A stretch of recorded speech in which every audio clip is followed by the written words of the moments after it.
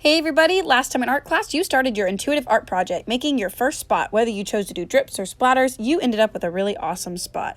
Today we're going to start our second one, and we will be using a little bit of salt this time to do a salt resist.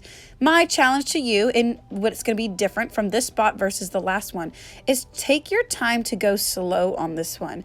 Our last spot was all about exploring and figuring things out as we went. This one we want to be purposeful in the way that we create our spots. So I'm going slower, I'm being careful about where I'm choosing to put the paint, what colors I'm mixing together. So for instance, I chose here to do red and orange because I think those look nice together. They are part of the warm family.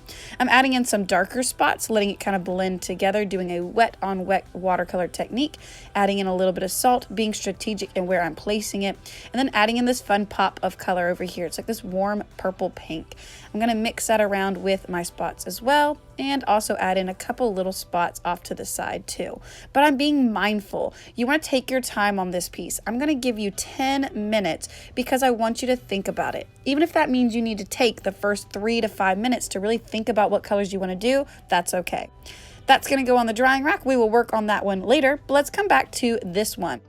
It's dry, it's ready to go. So you're gonna have some supplies at your table where you can begin to start adding in some designs. Maybe you want to use your oil pastels or crayons or colored pencils, Sharpies. I'm gonna start adding in whatever my heart tells me is right. Remember, this is intuitive art, trusting your gut.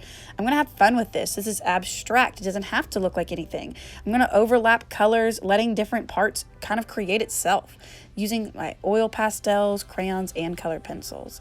Next up, we're going to add in some paint. That's right, we're going to be painting with regular paint, not just watercolor paint.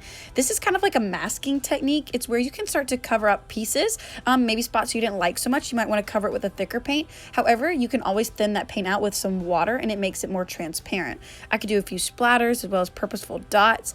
And I'm also going to be using this cardstock dipped in white paint to create these really fun streaks.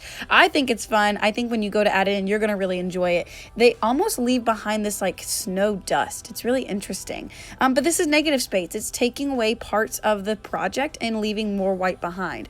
The thinner it is, the more you can see underneath it. The thicker it is, the more you'll hide what was underneath it, creating true negative space. I can also use just my paintbrush and the white paint to start going over and masking in parts to create some nice pops of negative space. So you can see here that really covered more than what my first swipe did. Once that is dried, probably in our next class, we'll get to go back in with any other art materials you may feel like you need to add now. Like if you would like to go back in with colored pencil, Sharpie, oil pastel. This is your chance to fill in now on top of a new layer. Then we're going to get some painted papers, some other fun things like these pieces of vinyl that we're going to be cutting out and gluing on top of our pieces. These are going to be cut into different shapes, geometric or organic, and I encourage you to be mindful about this. If the piece is too big, you may need to trim it down. If where you place it the first time doesn't look great, keep moving it. Look at the composition. That's how your piece is arranged. So if you see that you're like, yeah, nope, that's not a good spot for it, keep moving it. You haven't glued it down yet. But once you do find it's a good spot, you like where it looks, go ahead and use some liquid glue to stick it all down.